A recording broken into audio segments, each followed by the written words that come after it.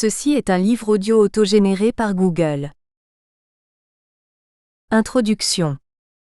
Apela, MENM joue on fait TONBE accent aigu en DLOIK, pourri.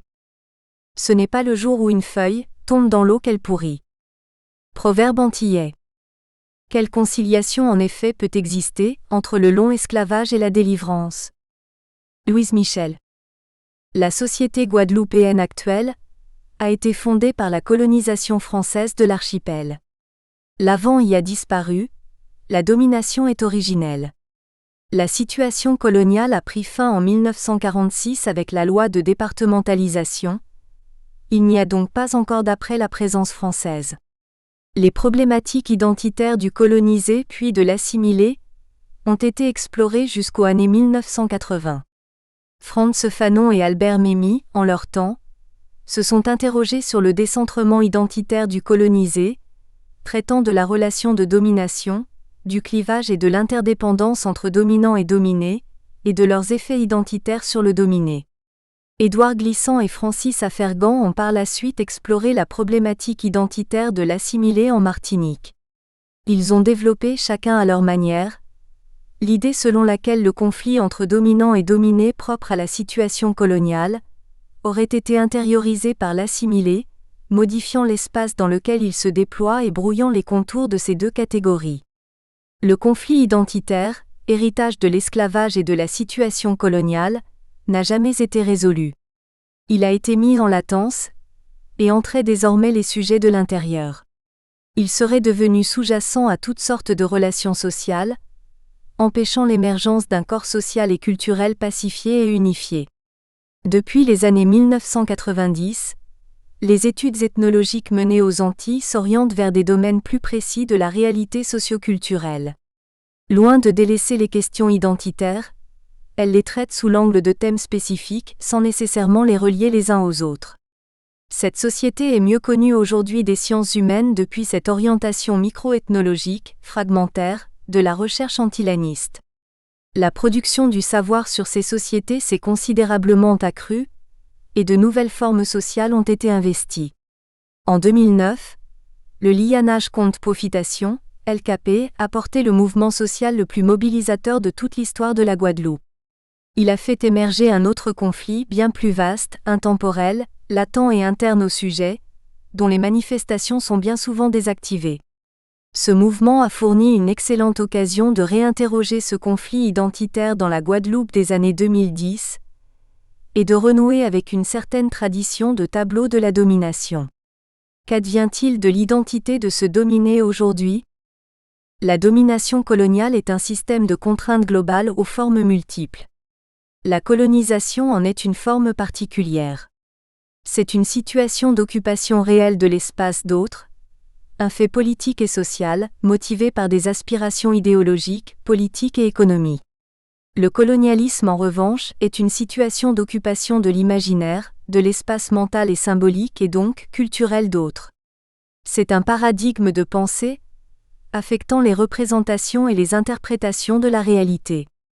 La colonisation est de l'ordre de la réalité, le colonialisme de l'ordre de l'idéal. Ils forment un contexte, un univers de sens, à la fois produit et producteur de réalité. La fin de la colonisation a introduit de nouveaux paramètres dans l'élaboration du champ des possibles, mais n'implique pas nécessairement un changement de paradigme, d'autant plus quand elle se traduit par l'intégration de la société coloniale dans la société du colonisateur. En tant que situation réelle encadrée par un appareil juridico-politique, la colonisation a une consistance formelle. Il est possible d'établir un avant, un pendant et un après distinct, de la situer dans un espace-temps. S'agissant du colonialisme, la distinction est bien plus complexe car il se déploie bien au-delà de la colonisation.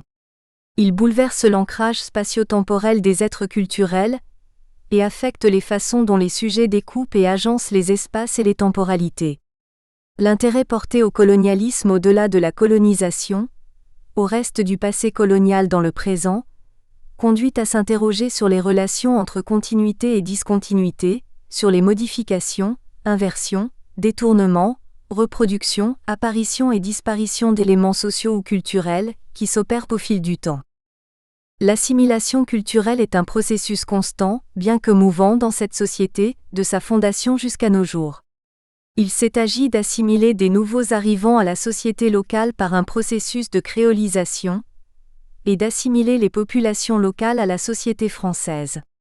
Les problématiques identitaires sont marquées par les notions de déplacement et de décentrement. Depuis 30 ans, la Guadeloupe a bien changé. L'accès aux modes de vie occidentaux s'est intensifié et généralisé. Les institutions et administrations publiques se sont renforcées et développées. La France semble ne jamais avoir été si proche, et la dépendance de la Guadeloupe s'est considérablement accrue à tous les points de vue. Elle est aujourd'hui devenue une région ultra-périphérique de l'Union européenne, ultra-dépendante de la France. Cette société se serait laissée enfermer dans un cadre institutionnel, politique, économique et culturel, qu'elle désire par ailleurs. Cette forme contemporaine de domination semble plus que jamais combiner contrainte et attirance. La Guadeloupe s'est modernisée, développée et ses habitants bénéficient de niveaux de vie les plus élevés de la Caraïbe.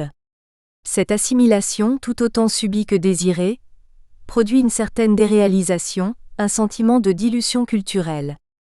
L'assimilation est une injonction à devenir un autre culturel, sans qu'il soit possible toutefois d'y parvenir entièrement. Dans ce contexte, elle fait planer sur les sujets une menace permanente de disparition culturelle. Cela donne lieu à diverses tentatives d'émancipation, de création d'authenticité et d'invention culturelle pour déjouer cette menace. À mesure que l'assimilation à la France se réalise, le besoin de se distancier, de se définir et de se démarquer devient plus pressant. Ce modèle de société semble reposer sur les principes de contradiction et de variation. Contradiction, parce que les outils culturels se forgent dans un univers marqué par la séparation et l'adversité. Variation, parce que cette assimilation produit tout au plus du semblable, jamais de l'identique au modèle. La départementalisation de la Guadeloupe a intégré politiquement les individus citoyens à la France sans reconnaître leur existence collective, leur qualité d'entité culturelle propre. L'unité de ce peuple n'appartient ni au passé ni au présent, elle reste à construire. La division et la hiérarchisation des cultures, des groupes et des individus, inscrites à plusieurs niveaux, dispersent le corps social de l'intérieur. Gessimel a défini le conflit comme l'un des deux types de dynamique des relations sociales. L'un œuvre dans le sens d'une unification et l'autre agit à son encontre. Toute relation sociale et ou historique serait marquée par cette double dynamique. Le conflit se présente comme l'une des formes de la dynamique de dispersion ou de séparation. C'est un mode de gestion de cette relation. Il peut être défini par l'antagonisme ou l'adversité, par la divergence problématique entre des parties mises en relation. C'est lui qui empêche de réduire des entités mises en contact à une unité pure et simple. En cela, le conflit permet l'identité et la distinction entre diverses entités. L'étude de ce conflit identitaire interroge la tension permanente entre le dominé et la part de l'être du dominant qu'il a intégré. Les sujets sont partagés, tiraillés entre leur existence individuelle et leur existence collective, entre leur appartenance politique et leur appartenance culturelle, entre le désir d'être ici et le besoin de se tourner vers l'ailleurs. L'étude du conflit consiste alors à analyser les formes sociales que prend cette double dynamique, d'unification et de dispersion, qui traverse le corps social et culturel. Cela revient à accorder une place centrale aux mouvements et aux contradictions constitutives de la réalité. Ce conflit s'inscrit au cœur de la construction des sujets, et se déploie au plus profond de leur être. Les sujets sur lesquels cet ouvrage porte sont des êtres porteurs d'identité, ils peuvent être individuels et ou collectifs. Les individus s'identifient par rapport aux autres, groupes ou individus, et les groupes sont présents dans les identités individuelles. Les groupes sont multiples et non perceptibles dans leur intégralité. Ils ne s'observent qu'à partir de facettes d'eux-mêmes, présentes dans les individualités de chacun. L'identité est tout autant individuelle que collective. Elle est par ailleurs indissociable du principe d'altérité car c'est en se situant dans une interaction que naît l'identité, celle du sujet comme celle qu'il projette sur l'autre de façon parallèle. L'autre figure ce qui est au-delà de la frontière, entre le dedans et le dehors des sujets, ce qui n'est pas soi. Soi et l'autre sont intrinsèquement liés par cette frontière qui les sépare et leur permet d'être. Les figures de l'autre sont avant tout la projection de ce que l'on conçoit comme hors de soi. Elles nous en apprennent donc davantage sur les sujets qui les construisent que sur l'autre lui-même, et permettent de se construire en tant que sujet distinct. Il sera ici question de comprendre comment ce conflit s'inscrit dans les processus identitaires, et avec quels outils ces sujets construisent leurs identités. Mener une anthropologie d'un tel conflit nécessite de pratiquer une ethnologie des frontières, des distances et des porosités culturelles et identitaires. Le chercheur est porteur de culture. L'étude d'une société dépendante de la sienne oblige l'ethnologue à interroger constamment sa position au sein des sujets observés. L'antillais est devenu si proche mais reste pleinement autre. L'ethnologue, comme les autres individus, est pris à partie dans des relations de pouvoir entre les groupes qui le dépassent. Ma culture d'origine, métropolitaine, est empreinte d'un certain nombre de représentations, de conceptions et de paradigmes hérités de son histoire coloniale, tout comme une partie importante du corpus littéraire et scientifique anthropologique. Les relations entre cette société et la mienne, entre cette culture et la mienne, et entre les sujets observés et ce que je représentais, s'en trouvaient affectées. Le décentrement fut constant, vis-à-vis de ma propre culture, mais aussi de ce qui se joue au-dessus des rencontres et des interactions, et qui les influence. La position que m'ont attribuée les sujets observés fut multiple et ambiguë. À la fois blanche et noire, métisse, originaire de métropole et portant un nom et un prénom tchadiens, diplômée et précaire, étrangère à cette culture et liée à cette société par des attaches personnelles, ma position présentait une certaine multiplicité dans les catégorisations autochtones. Je n'étais ni réellement comme eux, ni si différente. Je n'étais pas eux mais ne correspondais ni systématiquement, ni tout à fait, aux images qu'ils se faisaient de l'autre. Cela a été la clé de ce qui a fait proximité, avec les sujets rencontrés. Cet exercice de décentrement fut multiple et permanent. Cette anthropologie du conflit en Guadeloupe consistera à explorer ce qui rassemble et ce qui sépare, ce qui unit et ce qui disperse les groupes et les individus, en adoptant une approche relationnelle. L'objectif est de comprendre comment ce conflit se déploie dans la société, s'inscrit dans les relations sociales et quels sont ses effets sur les identités. Pour ce faire, nous explorerons les champs économiques, socioculturels et politiques. Cette étude s'est déroulée de 2009 à 2014, dans la Guadeloupe de l'après-LKP. Ce conflit social et la période qui a suivi ont permis de révéler des représentations et des relations sociales à la fois plus larges et plus profondes. Ce mouvement, autoproclamé mouvement de masse anticolonialiste et anticapitaliste, remettait en cause l'ensemble du modèle de société à travers une plateforme de 146 revendications réparties en 10 thèmes. Ce contexte appelait à choisir ses entrées.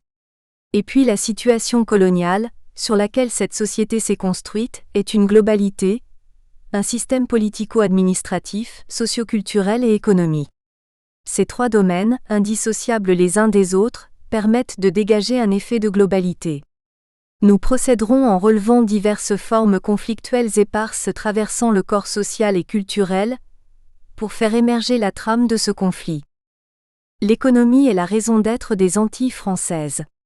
Le système plantationnaire, dans lequel ces sociétés ont été fondées, est entièrement tourné vers l'exploitation du territoire et de la population servile au bénéfice de l'économie française.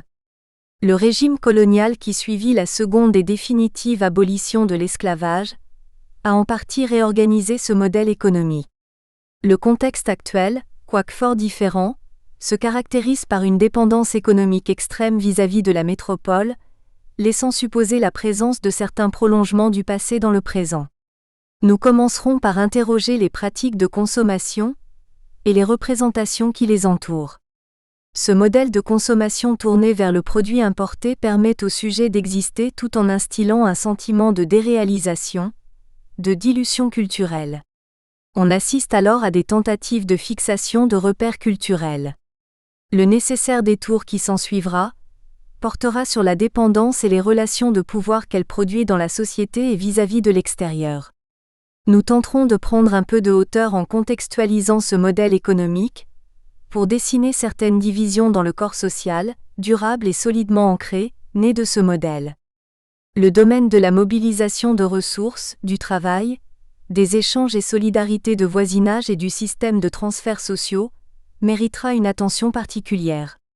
De nombreux prolongements du passé investissent le présent. Certaines structures de ce conflit identitaire et certains modes de relation à l'autre sont reproduits. Le contexte contemporain offre toutefois une certaine labilité et fluidité dans les positions des sujets. Le champ identitaire et culturel a été largement investi par la recherche antilaniste. Il est vaste, riche et pluriel. L'héritage et la transmission du conflit, sa dynamique, fera l'objet de notre attention. Par l'étude des problématiques identitaires que les sujets doivent gérer, il s'agira de comprendre comment ce conflit est reproduit et transmis, mais aussi de saisir certains changements de forme et variations dans le contexte contemporain. Nous chercherons à y détecter des formes sociales attestant de l'intériorisation du conflit identitaire, en accordant une attention particulière aux dynamiques de fusion et de dispersion des collectifs et de leurs identités. Nous commencerons par interroger les mécanismes de construction d'outils identitaires dans cette culture plurielle. Nous verrons comment cette société divise et hiérarchise la diversité des éléments culturels, des hommes et des identités. En portant un intérêt aux mécanismes et paradigmes par lesquels se construisent quelques outils identitaires noirs, nous verrons en quoi la fusion totale et la séparation totale entre soi et l'autre sont impossibles. Ces outils identitaires produisent des identités périphériques, dans lesquelles l'autre surdétermine sa relation au monde et à soi-même. Puis nous nous intéresserons aux dynamiques de dispersion et d'unification traversant le corps social, pour déceler les représentations qui agencent les relations entre l'individuel et le collectif, et entre les individus. Les phénomènes de non-dévoilement, du sentiment d'instabilité, de la vigilance conventionnelle et de l'échappée individuelle mettent à jour des relations entre l'individu et la société, cet ensemble d'autres, marqués par la contrainte. L'analyse des notions de masse et de lianage, et des réseaux de relations, nous permettront de saisir quelques modalités selon lesquelles s'envisage l'unification collective. Enfin, nous investirons le domaine des mémoires collectives. Nous nous interrogerons sur l'inscription des sujets dans un collectif culturel historiquement construit. Les références mémorielles sont propres et particulières, ce qui permet aux Guadeloupéens de s'inscrire dans une filiation collective. Nous verrons comment ces mémoires se construisent et ce qu'elles transmettent. Le thème de la disparition fera l'objet d'une attention particulière. La mémoire lutte contre la disparition culturelle ou physique d'une population, et d'autant plus dans ce contexte. Elle transmet les paramètres d'un conflit intemporel et total entre dominant et dominé, et vise à rappeler au dominé la menace permanente de disparition qui plane sur lui. Tout cela permettra de comprendre comment ce conflit se déploie au cœur des constructions identitaires de ces sujets périphériques. L'espace politique guadeloupéen se révèle extrêmement riche pour analyser les formes de négociation et d'affrontement qui s'y déroulent. Nous tenterons de comprendre comment les sujets gèrent ce conflit, ou tout au moins composent avec. En nous intéressant aux imaginaires politiques et aux relations de pouvoir, s'inscrivant dans la gestion collective du changement socioculturel, nous verrons se dégager des formes particulières de relation à soi et à l'autre. Il sera également question de soulever certaines problématiques ayant trait à la transformation de la société, permettant de mettre à jour l'inscription de ce conflit au cœur des paradigmes culturels et politiques de ces sujets. Nous commencerons par effectuer un retour sur le déroulement du conflit social de 2009, de son irruption jusqu'à sa mise en latence. 44 jours de grève générale, plusieurs mois d'affrontements et de négociations entre des partis dont les contours, les stratégies, les rôles et les positions ont varié au fil du temps. Nous tracerons certaines représentations du jeu politique et de ses acteurs, et certains modes de relation à l'autre, hérités du passé et reproduits dans le présent.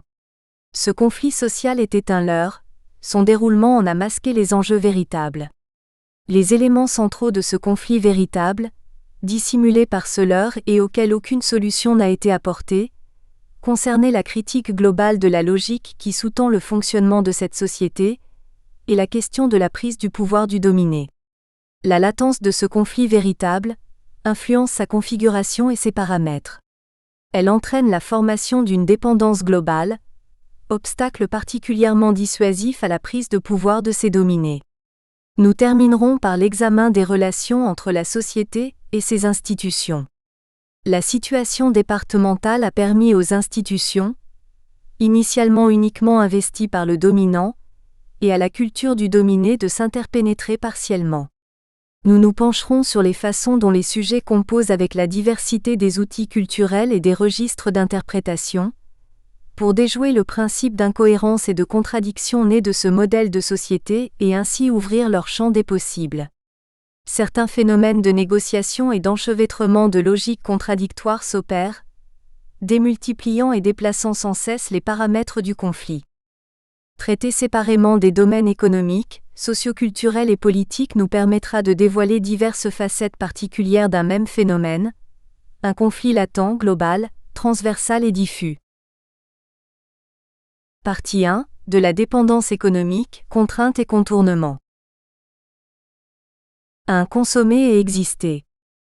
Les pratiques de consommation permettent à l'individu d'entrer en interaction avec le social, d'y construire du sens et des catégories. Ces pratiques permettent aux individus et aux groupes de produire des identités et de s'y inscrire. La consommation correspond à un double processus, l'acquisition de biens matériels et immatériels, et leur utilisation. Leur acquisition par l'achat, l'autoproduction, le don, l'échange non monétaire, le vol ou l'emprunt présentent autant d'intérêt dans l'analyse des pratiques que leur utilisation. Ces modalités d'acquisition déterminent le processus de constitution de ressources, et dans une certaine mesure, la valeur accordée aux biens. Les échanges dits formels et informels seront pris en compte sans distinction. Les uns comme les autres font partie de la réalité et produisent des effets dans le circuit économique, la société et la culture. Être et avoir. Pendant cette enquête, des critiques récurrentes ont émergé de la part de Guadeloupéens NES à propos du matérialisme de leur société. Beaucoup déplorent notamment l'intérêt matériel au sein des relations de couple. Un homme qui souhaite séduire une femme lui rend des services, lui offre des cadeaux, paye des sorties. La majorité des hommes jouent ce jeu de la séduction, et de nombreuses femmes jouent avec cette convention. Cela renvoie à l'expression « fais ça ban moine »,« fais ça pour moi », dont l'équivalent français « s'il te plaît » sous-entend si tu l'acceptes, faisant appel à la volonté de l'autre. En créole, « fais ça ban moine » sous-entend si tu m'apprécies, c'est en quelque sorte un test de loyauté. Le mode affectif utilisé pour demander quelque chose insinue qu'il y aurait des intérêts matériels, des services accordés, des privilèges concédés, s'inscrivant au cœur des relations affectives. Le choix du partenaire amoureux obéit souvent à cette logique, et l'on choisit son partenaire non pas seulement pour ce qu'il représente, mais aussi pour ce qu'il peut nous apporter en termes de confort, de sécurité matérielle ou de prestige social. Ce matérialisme au sein des relations hommes-femmes constitue pourtant une réelle difficulté à vivre ensemble, et une pression sociale et psychologique forte sur les hommes. Ce phénomène peut se manifester de diverses façons, et traduit un rapport particulier qu'entretiennent les Guadeloupéens avec l'objet, avec la propriété. Du temps de l'esclavage, le Code noir interdisait toute propriété privée à l'esclave, l'accession à la propriété étant réservée aux personnes ayant le statut juridique d'êtres humains. C'était un droit des libres et des affranchis, généralisé avec l'abolition de l'esclavage et la mise en place du travail salarié. Dans le système plantationnaire, ce qui distingue les personnes libres des esclaves autant sinon plus que les notions de couleur et de liberté, c'est la propriété. Les premiers sont propriétaires, de terres, de biens matériels, d'esclaves, les seconds sont la propriété des premiers. L'esclavage a introduit un rapport étroit et particulier entre humanité et propriété, entre être et avoir. La propriété des esclaves pouvait cependant être tolérée ou encouragée par le maître, sans cesser pour autant d'être celle du maître. Ce type de propriété n'était donc pas exclusif, et ne concernait pas les biens qu'une personne libre aurait pu convoiter. Interrogeant les raisons de l'inaliénabilité de certains objets donnés, Maurice Godelier réinterprète l'analyse de Mauss sur le don. Pour tous deux, ce qui fait qu'un objet donné ne cesse d'appartenir à celui qui donne trouve son origine dans le monde des croyances, des idées, des idéologies. Mais Godelier prend le contre-pied de Mauss en affirmant « Ce que fait la religion, et plus largement les croyances et la morale, n'est pas d'imposer un caractère inaliénable à des choses communes, mais d'imposer un caractère sacré à l'interdiction de les aliéner. Ce qui fait que la propriété du donneur survit au don, ne se trouve pas tant dans l'objet que dans la pratique du don. Ce type de don fait à l'esclave peut être interprété comme une façon pour le maître de réaffirmer son statut de propriétaire puisqu'il cède un usage et non une propriété, tout en créant une forme d'endettement chez son esclave, accroissant sa dépendance. C'est un moyen d'entériner sa domination. Par ailleurs, la nature des objets donnés, tolérés chez les esclaves et non convoités par les libres, réaffirme la séparation entre libres et esclaves et la supériorité des premiers. Il s'agit avant tout de garder ce qui pourrait avoir de la valeur aux yeux des libres, des propriétaires. L'apparence, et notamment l'habillement et les bijoux des esclaves, des affranchis et des libres de couleur, étaient strictement régis par la législation. Aucun signe extérieur pouvant se rapprocher de l'habillement des Blancs n'était toléré quand les maîtres d'esclaves rivalisaient entre eux pour exhiber leurs richesses. Les petits Blancs ne possédant pas forcément plus de richesses que les libres de couleur ou les affranchis, tentaient de s'en démarquer par l'exhibition de signes extérieurs de richesse et la liberté vestimentaire dont ils jouissaient. L'étalage des richesses par la consommation de biens visibles dénotait un degré d'humanité et de civilisation, un statut social. Cette relation se retrouve aujourd'hui dans l'exhibition généralisée des signes extérieurs de richesse. Un homme est reconnu socialement comme responsable et respectable parce qu'il montre qu'il a.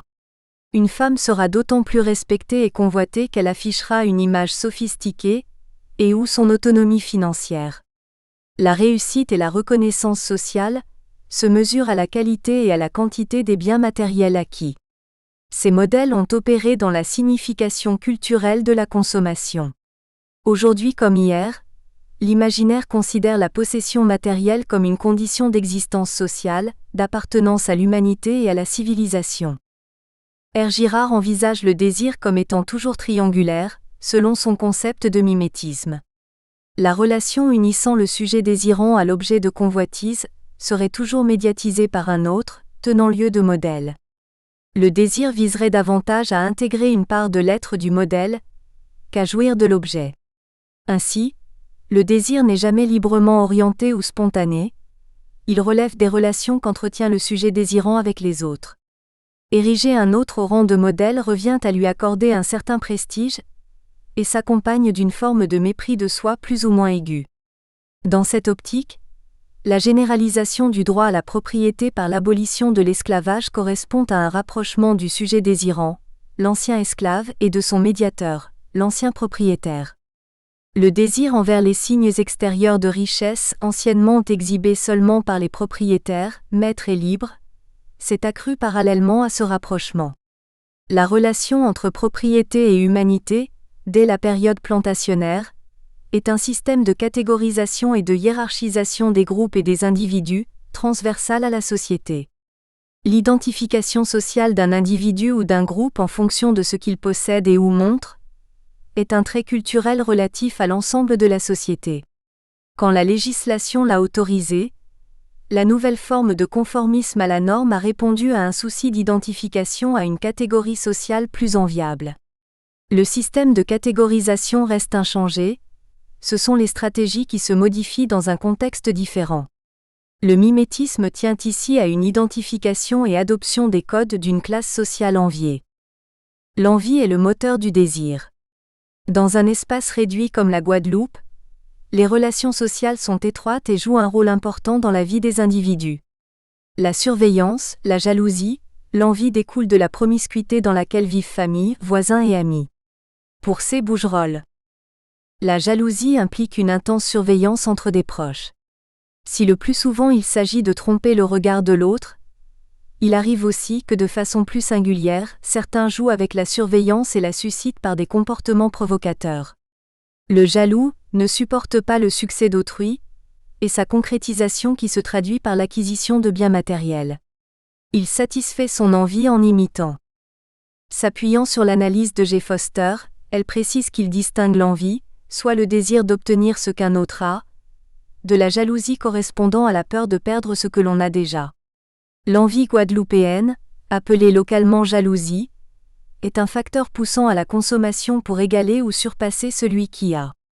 Parce que la réussite et la respectabilité se mesurent par rapport à la possession de biens matériels, Envier, c'est envisager de consommer autant voire davantage que la personne jalousée, médiatrice du désir. L'envie exerce un contrôle social puissant sur les comportements et pousse les individus à se conformer à ce modèle de consommation. Il forme également un contexte dans lequel les individus entrent en compétition pour avoir et donc, pour leur reconnaissance sociale. De l'envie au mépris, la distance est mince, le pas vite franchi. Celui qui ne se soumet pas à ces normes de consommation et d'exhibition attire l'incompréhension, voire le jugement négatif. Consommer, c'est entrer dans la catégorie des personnes enviées, c'est assimiler une part de l'être du modèle, et donc socialement exister de façon positive. La consommation telle qu'elle se pratique en Guadeloupe n'implique cependant ni accumulation ni investissement. C'est une consommation servant davantage à soigner les apparences, et à fournir un certain confort matériel. Témi Chalon a expliqué que l'idéologie capitaliste bourgeoise européenne, faite de prise de risque, de goût pour la compétition individuelle, l'inclination à l'épargne, n'a pas pénétré les cultures antillaises. Marquée par une conception encore communautaire de la vie, par un désir atavique d'échapper aux contraintes d'ordre institutionnel que représentent notamment les mécanismes du marché, par une vision négative du travail, légitimement hérité des abominations de l'esclavage, et par un appétit de consommation immédiate. Glissant a exposé la même idée, l'expliquant par la dépendance des acteurs économiques endogènes à un marché contrôlé de l'extérieur. Le planteur dépendait du négrier pour se fournir en esclaves, du négociant pour fixer les prix et les quantités vendues de sa production. Il ne maîtrisait pas le système économique dans lequel il évoluait, ne pouvant rien accumuler ou anticiper. C'est donc au jour le jour qu'il tentait de tirer profit de sa situation. Par la suite, le schéma semble rester le même. Le secteur tertiaire concentre l'essentiel de l'activité économique et de la masse salariale, administration, services et importation-distribution. La classe dominante, ayant occupé la fonction de support du capitalisme en Europe, a subi les changements structurels de l'économie aux Antilles et a dû s'y adapter a posteriori. Sur ce point, dominant et dominé se rejoignent, tous sont subordonnés à des contraintes exogènes. Aujourd'hui, une nouvelle modalité entre en compte dans la compréhension de cette non-accumulation. Pour Arjun Appadurai, les rythmes de la consommation contemporaine ont fait émerger une nouvelle temporalité chez les consommateurs. La vie courte des biens de consommation, le rythme de renouvellement des modes, la rapidité des dépenses, la division temporelle multiple du remboursement de crédit, la vitesse de transmission d'images télévisées, etc.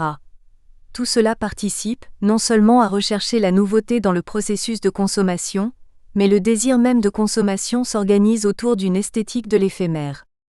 Dans les sociétés ayant connu la révolution industrielle du XIXe siècle, le travail de production prime tandis que la consommation et le loisir en constituent la récompense, le résultat. Un changement de paradigme se serait progressivement développé, conjointement à l'avènement des sociétés de loisirs et de consommation de masse.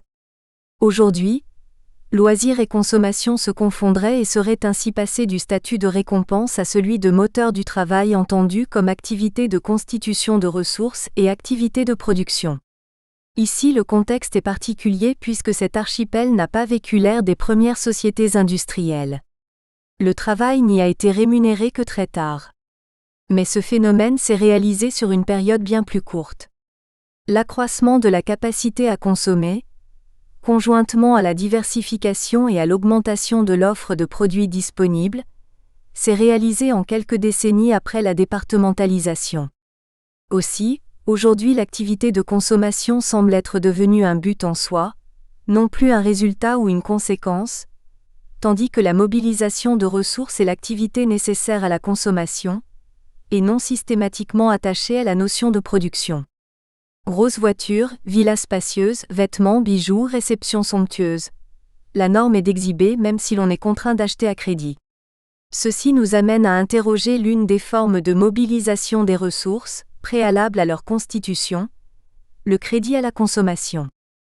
Le crédit à la consommation permet au consommateur de dépenser de l'argent sans avoir à l'épargner.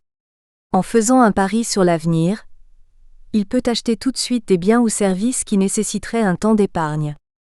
Le crédit constitue un parfait exemple de la culture de l'immédiateté dans un processus de consommation déconnecté de la production. Certains de ces crédits sont gratuits comme le paiement en plusieurs fois sans frais, d'autres sont payants.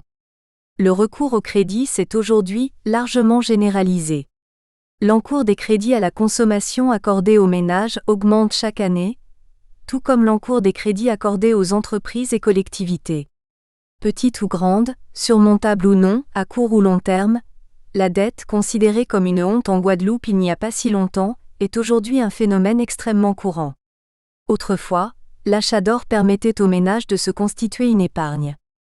Aujourd'hui, les bijoux en or s'achètent couramment à crédit. L'étalement de paiement est une pratique à laquelle les ménages ont fréquemment recours. La procédure est habituellement très simple. Il suffit de disposer d'une carte de paiement, de chèque, d'une pièce d'identité et d'un numéro de téléphone qui sera utilisé en cas de refus d'un ou d'échec par la banque. Très souvent, les vendeurs faisant contracter ces formes de crédit n'ont pas à, et ne peuvent pas, vérifier la solvabilité des clients pour les biens de consommation courante, de bijoux ou autres. Les montants de ces crédits peuvent pourtant s'élever à l'équivalent, ou plus, du revenu mensuel du client. En tant que vendeur, il est pourtant fréquent de rencontrer des clients trouvant cette procédure de crédit trop contraignante. D'autant plus que le paiement en plusieurs fois sans frais ne constitue pas forcément un crédit au sens classique du terme dans l'imaginaire de la clientèle. C'est un étalement de paiement débarrassé de toute procédure administrative et bancaire, mais une dette est contractée et dans le vocabulaire des entreprises c'est bel et bien d'un crédit qu'il s'agit. L'étalement de paiement n'augmente pas les ressources, mais la capacité à les dépenser. Il augmente la fluidité monétaire, pas le pouvoir d'achat. Or, c'est précisément le caractère artificiel d'une telle augmentation perçue du pouvoir d'achat qui contraint le consommateur à mobiliser des ressources financières après les avoir dépensées. C'est ainsi que s'inverse le processus de consommation classique. Consommer est moins la résultante de l'acquisition de richesses que son préalable. Le crédit à la consommation consiste à se placer consciemment ou non, mais de façon consentante, dans une situation accrue de dépendance vis-à-vis de ses sources de revenus. La consommation de la population est de ce fait encouragée, facilitée, par ce système de crédit. Il y a des facteurs culturels à cette forme de surconsommation guadeloupéenne. L'accession à la propriété s'est réalisée conjointement à l'acquisition de la reconnaissance de l'appartenance à l'humanité. L'envie comme forme d'autoconformisme au modèle dominant et la systématisation du crédit à la consommation encouragent cette consommation. Le médiateur du désir est celui qui appartient à une classe sociale jugée supérieure. Si l'abolition a constitué un certain rapprochement du sujet désirant et du médiateur du désir, la distance sociale et symbolique irréductible qui les sépare contraint le sujet à investir perpétuellement de nouveaux objets de désir. Mais ce modèle de surconsommation entraîne également toute une nébuleuse d'effets collatéraux. Ultra-dépendance vis-à-vis des importations et des sources de revenus, surendettement, consommation à court terme, perte de repères, etc. Je m'intéresserai ici à la critique la plus courante et la plus englobante, le problème de la déréalisation. Déréalisation et authenticité culturelle.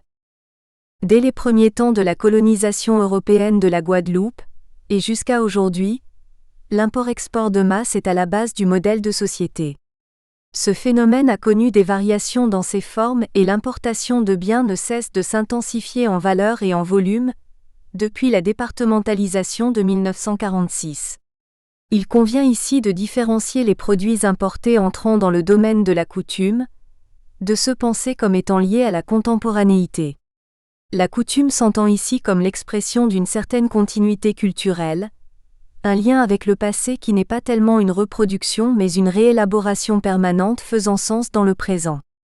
Aujourd'hui, le modèle de consommation basé sur l'importation semble en partie être passé dans le domaine de la coutume.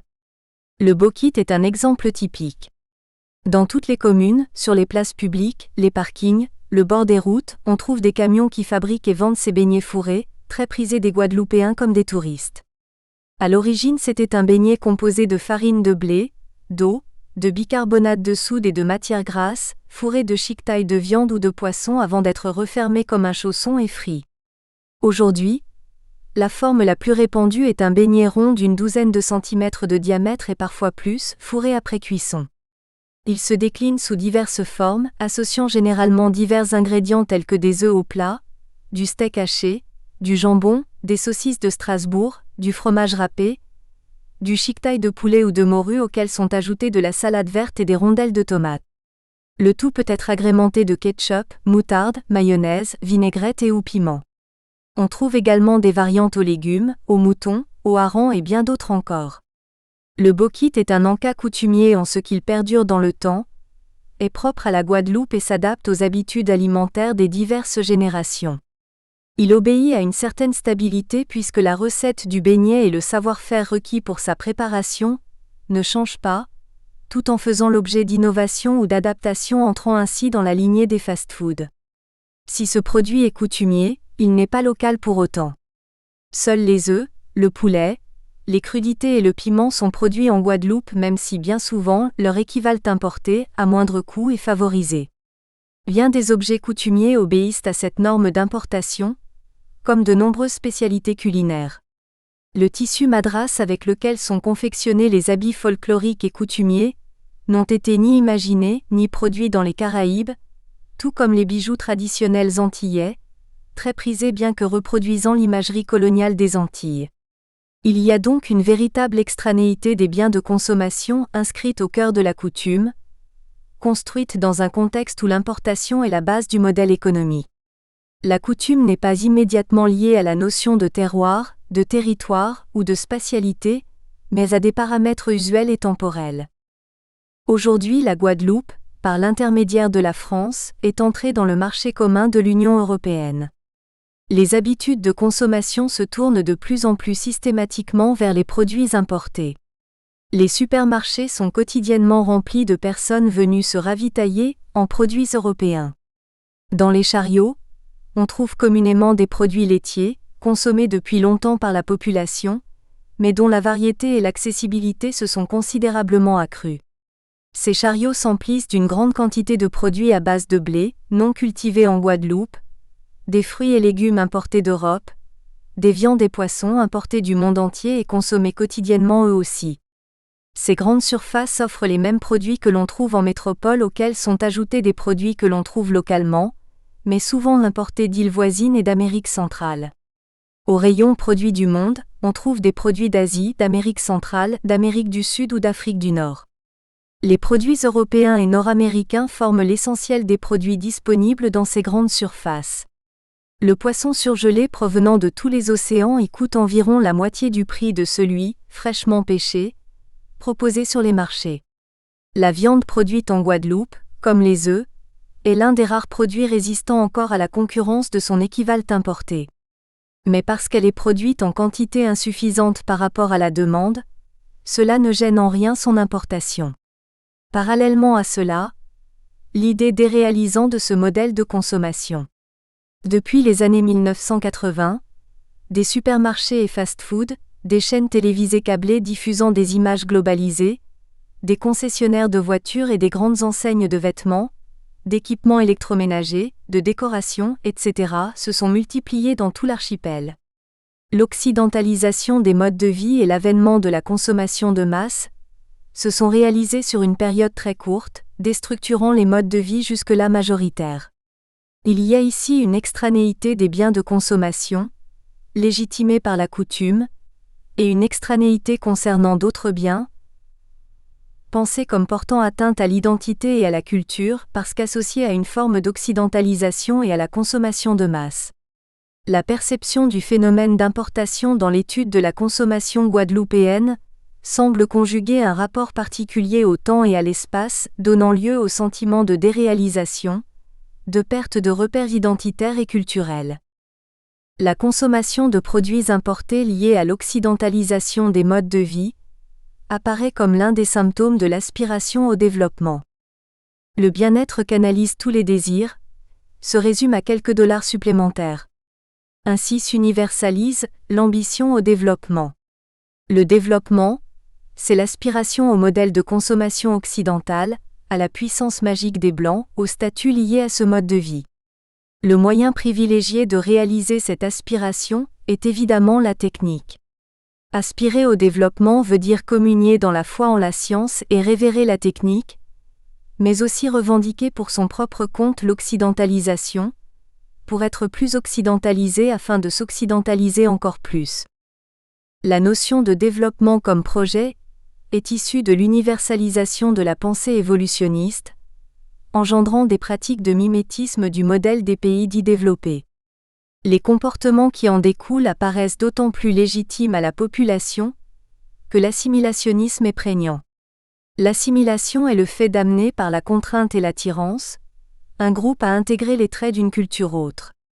L'assimilationnisme est le paradigme permettant au processus d'identification à la population dont émane cette culture imposée de se réaliser. Ce phénomène a été décrit en Martinique. L'article importé est le signe de la participation individuelle à la marche frénétique vers le progrès de la planète. Il rassure sur le bon choix, celui d'être du côté des plus forts. Progressivement, l'article importé efface de la mémoire gustative du consommateur habitant les sociétés placées en hyperdépendance le goût de l'objet endogène, puis subrepticement il s'intègre à son idéal du moi, au point d'envahir progressivement sa conscience de soi et de l'attacher au système qu'il représente, c'est-à-dire le système maître d'œuvre de l'économie containerisée. Ce mode de consommation donnerait lieu à l'assimilation de goût, de sens et de conscience véhiculés par le produit importé qui introduirait une modalité particulière du lien à l'autre, à soi et à la société. Il tient le rôle de support de l'assimilation par le consommateur, de l'être occidental. Ces auteurs soulignent d'ailleurs un point essentiel. La valorisation de la consommation de produits importés annihile la nécessité d'un système de production autochtone. L'économie guadeloupéenne n'est pas basée sur la production-consommation, mais sur le change, transfert public, bénéfices privés réexportés. Ainsi, les contraintes externes et la dépendance vis-à-vis d'agents exogènes s'accroissent. La présence française en Guadeloupe paraît alors nécessaire en tant que garante de la participation idéale au développement. Ajoutons cependant une précision permettant de mieux comprendre à la fois la symbolique du produit importé et le phénomène de déréalisation. Depuis quelques années, plusieurs scandales sanitaires ont éclaté concernant la pollution des sols et des eaux en Guadeloupe. L'utilisation du pesticide chlordécone a été interdite en France en 1990 en raison de sa haute toxicité, et en 1976 aux États-Unis. Il a pourtant continué à être utilisé massivement dans les bananeraies antillaises jusqu'en 1993, les lobbies de l'agroalimentaire ayant obtenu une dérogation légale. Plusieurs plaintes ont été déposées en Guadeloupe et Martinique ces dernières années pour que la lumière soit faite sur cette affaire.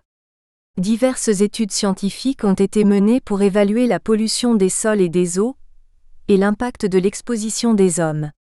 La particularité de ce pesticide est sa forte toxicité mais aussi sa non-biodégradabilité, entraînant une pollution durable et des effets à long terme sur les individus, humains ou non, exposés. À ce jour, aucune procédure judiciaire établissant des responsabilités n'est en cours, et l'épandage aérien d'autres pesticides à proximité des logements ruraux continue. Or, le système de tout à l'égout est loin d'être généralisé sur le territoire, bien souvent, les eaux usées sont rejetées directement dans le jardin ou dans des fosses septiques. Parallèlement à cela, des produits ménagers et d'hygiène corporelle quotidiennement utilisés, toxiques et non biodégradables, ont été introduits dans l'archipel depuis des années. Leurs équivalents biologiques et ou biodégradables restent peu accessibles et relativement chers. Il y a aujourd'hui un problème de pollution bien installé, que les collectivités tentent d'enrayer sans grand succès.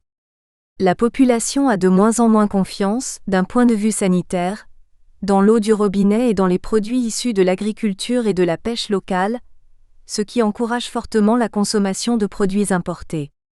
La déréalisation se manifeste également par le fait que le produit importé soit imaginé plus sain que le produit local, même si ce n'est pas forcément le cas. Lorsqu'un modèle de consommation change, tout le mode de vie en est affecté. Stress, embouteillage, bétonisation de l'archipel, maladies liées à l'environnement et au mode de vie, pollution, etc. de nouveaux mots apparaissent et les Guadeloupéens sont de plus en plus nombreux à remettre en question le mieux-être apporté par l'occidentalisation de leur mode de vie. L'objet importé est le vecteur de la symbolique évolutionniste du progrès et du développement, c'est la raison de son succès. Mais il porte aussi en lui un aspect déréalisant, quand il incarne les valeurs de l'autre. C'est là toute l'ambivalence du progrès et du développement. Il représente un plus, un mieux, mais véhicule en même temps des valeurs sociales et identitaires autres. Dans une telle optique, le progrès et la contemporanéité constituent une menace pour l'identité du groupe. La déréalisation, la perte de repères et la menace de dilution culturelle qui en découle y sont associés. Le second aspect de la déréalisation, lié au premier, se rapporte au mimétisme. Ici, le médiateur est un autre culturel. Parce que le désir constitue en premier lieu le désir d'être un autre, plus le sujet désirant se rapproche du médiateur, plus ce désir s'accroît et plus le sujet désirant disparaît comme altérité se confondant avec son médiateur. La déréalisation s'apparente à une forme de conscience du processus de sa propre disparition, en tant que sujet culturel. Elle est un déplacement problématique du modèle de référence vers un autre culturel. Pendant le mouvement de grève de 2009, le LKP, parmi de nombreuses revendications, a négocié une baisse des prix de 100 produits de première nécessité. Ces produits étaient plus ou moins les mêmes que ceux que l'on peut trouver dans le panier de la ménagère, français. Ainsi, que l'on se trouve en Guadeloupe ou en métropole, les nécessités premières de l'individu ou de la famille seraient similaires en termes de biens matériels de consommation. Le responsable du bureau d'études sur la formation des prix explique d'une part, que son équipe a dû être très réactive puisque tout s'est déroulé très vite, et d'autre part qu'ils ont choisi des produits couramment consommés et présents en magasin. Certes, le contexte semble avoir déterminé le choix de cette liste mais cela paraît conforter la spontanéité du phénomène. Cette liste ne comportait pas de biens produits localement, et certains produits consommés régulièrement au niveau local mais pas au niveau national, en étaient absents. La crème fraîche faisait partie de cette liste, le lait de coco en était exclu. Les pâtes, les yaourts, la purée en flocons, les jus de fruits importés, la mayonnaise, la compote de pommes, le pain de mie ou les céréales pour petit déjeuner entraient dans la liste des produits de première nécessité désignés en 2009. Des produits défrisant les cheveux y figuraient aussi, ce qui est à la fois surprenant et révélateur d'une certaine forme de mimétisme. Ces produits, comme tant d'autres, ont été référencés parce qu'ils sont appropriés par les consommateurs. Ils véhiculent ainsi une part de l'être de l'autre dans l'espace social et symbolique. Leur qualification de produits essentiels, basiques, pose la question des modèles de référence. Ensuite, cette négociation s'est focalisée sur le supermarché. L'étude de l'évolution des prix aurait pu être effectuée auprès de différents types de commerces. Mais en France, le supermarché est le lieu privilégié de consommation et concentre une grande part des courses régulières des ménages. Or, en Guadeloupe, s'il est un lieu de consommation hautement fréquenté, les petits commerces, marchés, échanges et dons limitent son hégémonie. Ce choix de fixer l'attention sur le supermarché et d'y établir cette liste de produits relèverait d'une perception de la consommation guadeloupéenne au travers du prisme du modèle français. C'est à cela que renvoie le mimétisme. Il relève à la fois de catégories mentales, d'une perception de la réalité et de comportements sociaux. La pulsion mimétique est peut-être la violence la plus extrême qu'on puisse imposer à un peuple, d'autant qu'elle suppose le consentement et même la jouissance du mimétisé. Cette dialectique abolit en effet la forme de la violence dans la forme de la jouissance. La consommation de biens associés à la contemporanéité est perçue comme une perte identitaire et culturelle. Dans le même temps, la négociation de la baisse de leur prix révèle la volonté d'en faciliter l'accès. Il en va de même pour ce qui est des supermarchés, considérés comme les temples de la consommation occidentale de masse. Ils constituent une cible privilégiée pour des revendications anticapitalistes. Leur accès est pourtant revendiqué lorsque sont formulées des revendications consuméristes. Ce modèle de consommation est critiqué par l'aspect déréalisant des pratiques et des biens qu'il implique, mais aussi désiré dans la mesure où un accès facilité à ces pratiques et à ces biens est réclamé. De cette façon, violence et jouissance, contrainte et consentement, s'organise dans la perception du modèle de consommation donnant lieu à une sorte de schizophrénie du consommateur. Deux systèmes de valeurs opèrent de façon conjointe et discordante. La déréalisation ressentie dans les représentations et pratiques de la consommation résulterait donc de deux phénomènes conjoints. Le premier est le déplacement vécu de la coutume à la contemporanéité, l'une et l'autre étant perçues comme radicalement différentes et exclusives. La contemporanéité porterait atteinte à la coutume et constituerait une menace identitaire. Le temps serait un facteur de perte, de dilution culturelle. Le second phénomène est celui d'un déplacement spatial. Le mimétisme, ce décentrement de soi vers un autre, est également envisagé comme un facteur de désintégration culturelle. La population s'autodomine alors selon le système de valeurs de l'autre, plus qu'elle n'est dominée directement par l'autre et ce, de gré et de force. Elle n'est plus simplement passive dans sa domination, mais y participe pleinement. Les frontières entre dominants et dominés présentent aujourd'hui une certaine labilité. Cela rejoint la problématique caractéristique de l'assimilé étudiée par Francis Afergan. L'autre dominant a été intériorisé sans être considéré comme une partie de soi, définitivement marqué par l'altérité.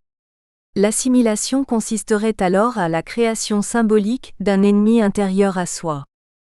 Parallèlement à cela, la consommation de produits locaux a acquis une valeur positive ces dernières années. Du débat lors de la rentrée scolaire de 2010 sur la provenance des produits alimentaires proposés dans les cantines, au développement de l'artisanat, en passant par le développement récent de la recherche pharmaceutique inspirée de l'usage traditionnel médicinal des plantes ou la revalorisation de la consommation alimentaire de racines locales, la population semble de plus en plus soucieuse de la valorisation des ressources de son territoire. Mais ce que l'on qualifie de local ne doit pas simplement être analysé en termes de territoire. La localité est avant tout une question de relation et de contexte, plutôt que d'échelle ou d'espace. C'est une représentation de la pensée liée au sentiment d'immédiateté sociale et d'identification. Nous pouvons distinguer dans la consommation de produits locaux, les produits identitaires, des produits territoriaux. Dans la réalité, la distinction n'est pas toujours faite, mais elle est efficiente dans l'analyse en raison des différentes fonctions et implications que revêt leur consommation. Les produits identitaires ont un succès certain auprès des consommateurs, et leurs déclinaisons sont extrêmement variées.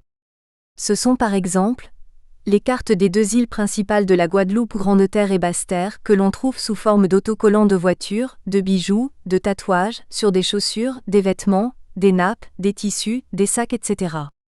Le produit identitaire est le vecteur matériel de l'expression d'une appartenance identitaire, sans qu'il soit relié à un processus de production localisé en Guadeloupe.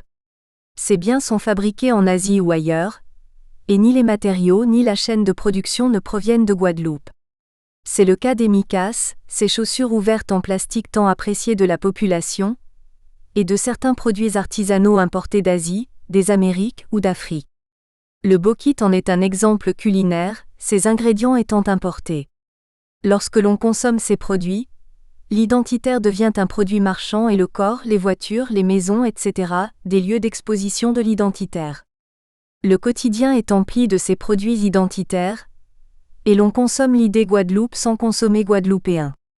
L'appellation produit local, n'étant soumise à aucune norme, à aucun contrôle, il est possible de trouver des produits vendus comme des produits locaux tout en étant importés, comme beaucoup de jus locaux fabriqués à partir de jus concentrés importés des Caraïbes et d'Amérique latine. L'objectif est d'exposer son appartenance identitaire, de la revendiquer, sans remettre en question le modèle de consommation basé sur l'importation. Au contraire, elle l'encourage par l'ouverture de ce nouveau marché. En cela, l'idée de localité n'est pas forcément directement territorialisée. Les produits territoriaux, quant à eux, se caractérisent par l'ancrage territorial dans l'archipel guadeloupéen, des matières premières et du travail de transformation lorsqu'il a lieu. Ces produits sont moins divers en raison de l'étendue des ressources disponibles et se concentrent essentiellement autour de produits agricoles, bruts ou transformés, et de produits artisanaux ou semi-industriels non alimentaires. La demande de ces produits est importante, leurs échanges ne sont pas forcément marchands et lorsqu'ils le sont, ils ne sont pas nécessairement déclarés. Leur commercialisation et consommation ont pour fonction essentielle d'encourager la production guadeloupéenne et de produire des sujets locaux. Ces sujets locaux sont des acteurs sociaux qui s'inscrivent dans un territoire, une certaine unité culturelle et qui reproduisent et transmettent cette socialité. Ici, l'aspect territorial est essentiel, puisque ce sont ces ressources qui sont valorisées et servent de socle à l'identification. Le miel, les cassaves, les sorbets, farines de racines diverses, poissons, crustacés, etc. Les produits territoriaux alimentaires sont très variés. L'objectif du développement d'un tel marché est de renverser la logique de l'importation, en cessant de convoiter à l'autre ce qui fait défaut et en exploitant les ressources, matérielles, immatérielles et humaines, disponibles localement. Produire de la localité dans ce contexte consiste à renouer avec des éléments d'identification interne, et à se repositionner dans son rapport à l'autre en tentant de réduire sa dépendance matérielle et identitaire. Pour les défenseurs de la consommation locale territorialisée, elle apparaît comme un moyen de diversifier la production guadeloupéenne en l'orientant vers les besoins de la population. Le mouvement du LKP a permis à la population de massifier et de systématiser cette tendance qui se retrouvait de façon éparse dans la société. Toute l'histoire des vieilles colonies que sont la Guadeloupe, la Martinique, la Réunion et la Guyane est directement liée à l'exploitation de ces territoires et de leur population au profit de l'économie de la métropole. Les bananes et la canne à sucre. Nous espérons que vous avez apprécié cet aperçu. Pour continuer à écouter ce livre audio sur Google Play Livres, utilisez le lien dans la description de la vidéo.